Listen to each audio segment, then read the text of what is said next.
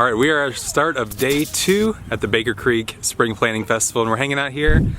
I don't know if you guys seen this bus before, but it's our friend's Farm Alarm from the middle of Missouri. So we're gonna go in there, check it out, hang out with them for a little bit. Let's go. Her eyes black as rivers and her hair was black as coal. Her cheeks so high in the night and the morning. In the morning sun, in the morning sun. Her cheeks so high in the night and the morning sun.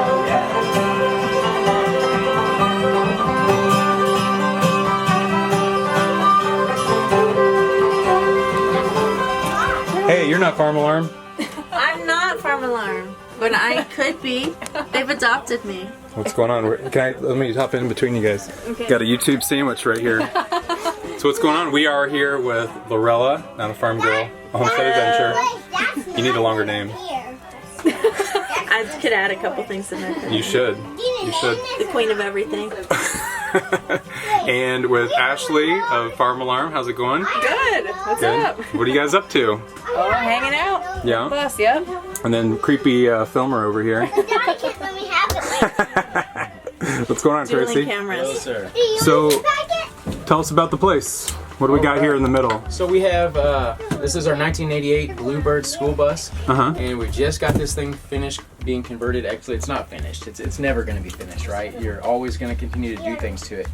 But we have it. We're off grid today with it. We have water from a 65-gallon tank that has a pressurized pump on it, 12-volt system. And so that really helps out having water here, even though we're off grid. And we do have some 12-volt lighting in here as well. As you see over here, we did we made all these cabinets. They were ripped out of an old mobile home, and as you see, we did a door delete up front, and that way we could have passenger seat right up there, and that really makes for the ride a lot better. All right, well, let's see where the magic happens. This is don't have much room for any kind of hanging off, so we got a queen size memory foam mattress in here. This is Henry's little bed over here. It's a 4-foot bed, so as long as he doesn't get any taller than 4 foot, he's gonna be okay. Bathroom in here, composting toilet. If you could give me privacy for just a minute. And then we have a nice shower behind you there as well. All right, so we got a tour of the bus. Now, what do you guys have going on your YouTube channel? Way too much. So right now we are way behind on blackberry season. We are organic, non-certified organic blackberry farmers. We have 5 80-foot rows of blackberries, and they need straw put on them a month ago. Yeah. We're still working on this school bus, so we've got a lot to do on it, really. We got to get our garden planted. We haven't even started that. So you guys, you added sheep this year. With everything going on, do you feel like it was a good decision? Do you feel like it added too much to the mix? Where do you feel at with... It probably added too much. And that's our problem. We love to do everything, right?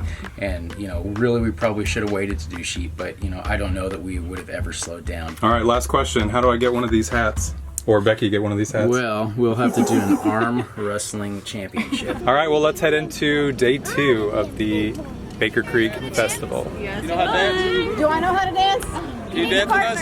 Oh, why not? Why not? You might have to teach me a little bit. Should we do it once just so you you get the hand? Yeah, let's Nope, do it. Let's throw her into it. We curtsy, they bow, and then he's gonna grab your hand, and you're gonna flip around, and switch hands, and flip like around, this? and then both hands, and Around like that. okay? And then you do a do-si okay. So you just go around like this. Okay. Either okay? Okay. And then like that again. Okay. And then you go to the point, Go to him. And I go to him. Okay. And then right arm and then up, and then strangers. Okay. Yeah. Yeah, like peeling a banana. You walk that way. And you go across the land, do you please? My poor heart said no more than your knees. More than your knees, more than your knees. My poor heart said no more than your knees. Yeah.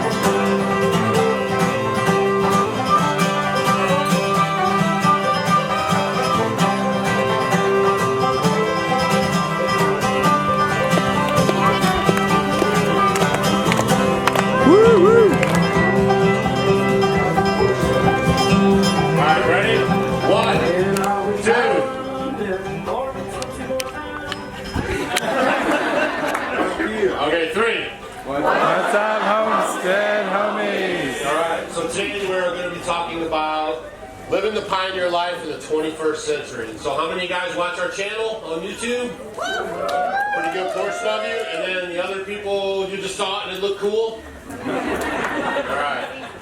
So real quick about ourselves, my name's Doug. And I'm Stacy. And we built a log cabin in 90 days from wood from the forest. It wasn't a kid. And we ditched our city life, sold all of our stuff, and we moved out to our 11 acres with no carpentry skills, no gardening skills, no nothing skills except city skills that we quickly left behind and then crash coursed to where we are now 7 years later. So we grow most of our own food. We have rainwater catchment, 3,000 gallons. It's gravity fed into our log cabin. And we post videos on YouTube to familiarize and to help you guys if you're looking to do this kind of lifestyle so you can get tips and tricks from us because we have like a teacher's heart. And so everything that we do, we post on YouTube to help you guys figure out how you can do it if you want to. So mothers, I'll tell you children. What's going on? We are here with Lorella with Not a Farm Girl, a homestead adventure, and we're here at Baker Creek. What have you gotten out of it so far? What do you look forward to with an event like this in your area? Well, one thing that I really like about being here is that all you guys come to me, so I didn't have to travel far, so that's nice. I get to go home and sleep in my own bed at night, so that's always good. But also, the speakers have been fantastic, and they have their plant sale at this festival, which is great, because most of the time when I come, it's just a seed store, which is great in and of itself. If you guys haven't ever been here, it's a huge, I don't even know how many. Their website's amazing, and it just, to see it all together, their packages are just beautiful. And yeah, so when you come and then they have, you also have the option to buy the life plants, to meet other like-minded people who are want to do things naturally, live clean, homesteading, so people with the similar values for growing food, raising food. And so a lot of times I think when we live rural, there's you don't have that sense of community, because, and I don't know about where you live, but where we live, there's a lot of we've been doing it this way for generations, and why do you want to come in and change the way that works for us when you know, they grow conventionally or however they're doing it. Well, tell us about your channel right now. What have you got going on? What are you up to on Not a Farm Girl? Well, right now we are working on our Market Garden series. It's our first year doing a real big garden. Well, for us it's big, but it's our first year really seriously tracking how everything is going to grow and how we're going to sell. So that's our big series that we have going on right now. And then next up for us is rabbits. Ooh. So we have most of our supplies ready to start building cages, and we're gonna do for meat for our family to start with, maybe later to sell, but mostly because my husband can't eat chicken, and rabbits are an easily renewable meat source. Okay. They're not expensive to feed, and I hear they're easier to process than a chicken. Well, very cool. We'll check her out. Not a Farm Girl. Thanks, guys. I look forward to meeting you over on my channel. Be sure and leave a comment and tell me if you came over from White House on the Hill. All right. Thank you.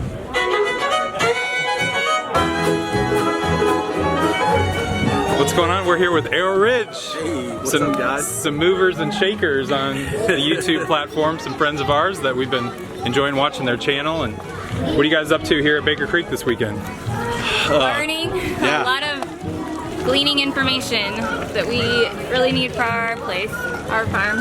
Yeah, checking things out, learning, talking to other YouTubers, obviously, talking to people who homestead, and basically information. They're doing great things. They're being really consistent. I'm really proud of them for their efforts. And but we're gonna go do some. We're gonna look for some blueberries. Yep, we're gonna look for some blueberries. All right, let's go shop. Hey, y'all, you bet, buddy. We gotta do this thing because you know. Get over there by Andy here. Well, you know, I know about Eddie. Sorry, Jake. No, go ahead. Here we go, kids. Come on, they're gonna be on the Christmas card. Are you ready? Here we go. There. All right, I'm Barney 5. Yeah, I'm right here on patrol right now. I got my badge right there on my massive chest. You bet. Hey, look at the camera. Say cheese. Say cheese. Birmingham would have to wait for a little later day, and I said I'll see you later, New Orleans. So Jesse, let's talk about YouTube. How do you work it into your life? Yeah, make so a video. I generally, anyway, have a list of stuff that I need to do. Daily, weekly, I always keep a list because I'm just that kind of person. So I try to film as much of that as possible, as time will allow and the kids will allow. I mean, because with a lot of kids there's a lot of other things going on, but I do just try to make it kind of organic as it happens, you know, try to film it, so it kind of helps me to keep on task, keep my to-do list down, things that I need to do. If I'm going to be filming it, then I know that I will probably get it done more than if I would if I wasn't, if that makes sense. Yeah. So it keeps me motivated to do that. What's your name? Judah. Oh, we stepped down there all the time. What was your decision? What made you guys want to share your story on YouTube? I think the biggest thing is that we were finally actually doing what our dream had been, and we wanted to commit, and this was a way for us to go, hey, we're just going to show this to the rest of whoever else watches. You know, we knew nothing about YouTube when we started, and we didn't know whether we'd get 10 people watching or 1,000 people watching. We didn't know, but we did know that we have family that didn't live in the state and wanted to keep up with what we were doing, so we decided that was a good way for us to share it.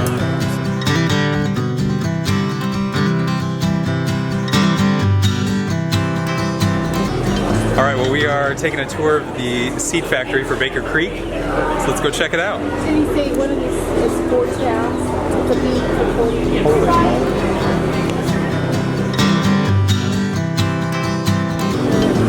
Plants are the bananas.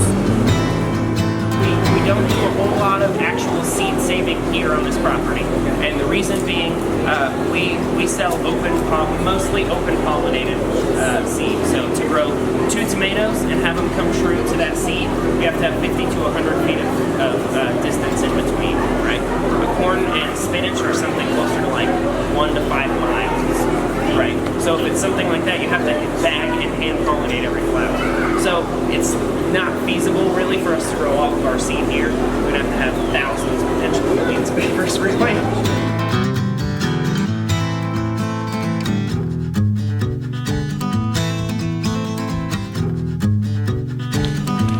This is our main warehouse. This is where initially all the seeds have been shipped out of. Originally, Jared's very first catalog, I think, was in 1997, and he printed that out of his house and packed all his seed in his house. And we have 2 seed packing machines here, and you can see that we've got a big hopper on top and a smaller hopper. Everything is measured based on weight. So you'll see on the back of the packs it says a minimum number of seed. We don't actually measure it by that minimum number of seeds. We measure the weight of that seed. So you will always get something higher than what we post on. So what will happen is we'll put the raw seed in here. We'll take a bucket like this filled with seed, dump the bucket in there. They'll have to calibrate it I think they said about every 60 packs or something. Drop it into this hopper. You can load all of your empty packs on that far side. This machine will grab a pack, bring it around to over here, open the pack, dump the appropriate amount of seed in it, close it, fold it over, print a label on it, and then it'll come out just like this with the barcode and label printed on it. And all we had to do was dump it in like that. Between these two, they're doing about 7 million packs a year. But we have one girl, she works full time and does nothing but germination testing. All day, every day, she keeps track of all of the lot numbers. So we have, even within the varieties that we have several different lot numbers. So you may have grown this scallop squash, and you also grew the same scallop squash, so that we knew that we had enough seed. You both have a separate lot number, so that we can look on the pack and say that 1037C came from you, and it was great. But 1037B came from you, and you must have done something right because it had poor germination. You know, not necessarily specifically for pointing fingers, but to say, hey, what's going on? How can we help you? How can next year we make it a little bit better? So every individual grower has a specific lot number assigned to them, so that we can reference who grew this seed.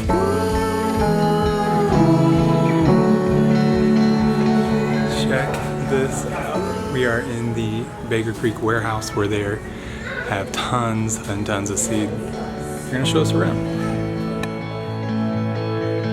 Life is in a stream. The ocean called for you and me. Still, I'm in this game, but without my closest friend. Ooh.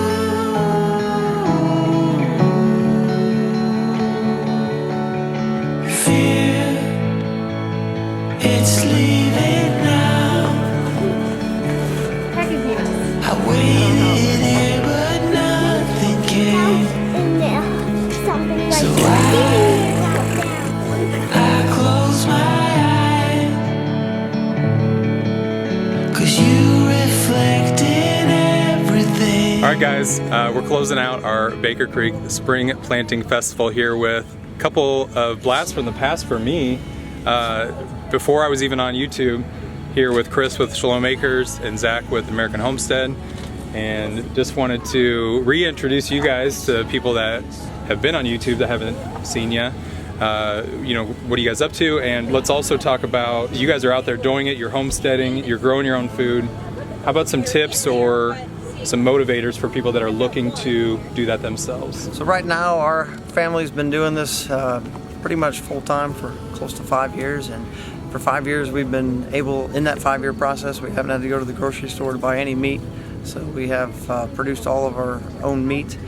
We're about 60 to 70% of all of our own vegetables. Rice and beans are probably the big area of opportunity for us that we're, you know, I don't want to say struggling with. It's more or less effort versus cost, you know, and then also that would take away the opportunity to raise more animals. And then as far as kind of what we're up to right now, me and Shalom Acres, we're just enjoying my family and spending a little bit of time on Steam It. So if you want to look on Steam It and look under Shalom Acres, you'll find us right there. Thank you. How about you, Zach? What are you growing? How do people get started doing what you're doing? You know, it just takes a leap of faith. So take that leap of faith and go. It's going to be, you know, stressful. It's going to be a trial for your family to do, but you know what? The rewards are big if you can do it. And in the end, your family unit will be stronger for it. So again, that's one of the biggest questions I think we all get, is that how do I get this started? You know, what's the first thing I can do? Is that just take that leap. You know, find what you're good at. You know, find what you want to make your homestead about, and then do it. It's going to require some faith, but you know, the rewards are great. So right now what we're doing is doing some different things on the homestead. You know, I'm actually tearing down part of a greenhouse, rebuilding it a little bit. We're going to experiment with some things there, new things on the homestead. We're about, I don't know, we're about like 80%, I guess, kind of like you. You know, I'm doing this for about 6 years now.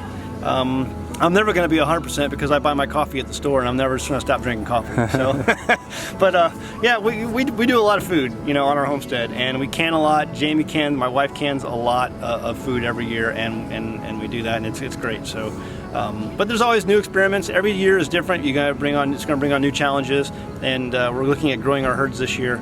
And so, if you want more information and check us out, you can go to AmericanHomestead.com. We're also on Steam It. You can find us just by searching Steam It American Homestead, and it'll pull it up. But AmericanHomestead.com is our website, and that's where you can get the most up-to-date information. Hey, I appreciate that. I just wanted to say, my wife and I, we watched, you know, your 3+ seasons of stuff. I was telling Chris about it, and you know, we've got a lot out of it. It made us really, I think, start that journey ourselves when we were starting watching YouTube. Just wondering if it's something that we could do, and we've watched the way you guys did different things with aquaponics and just the way, you know, butchering your own chickens and things that we hadn't done before that we thought were really cool. So we really appreciate all that you did and for sharing that with all of us on YouTube. Great. Excellent. Thanks, guys.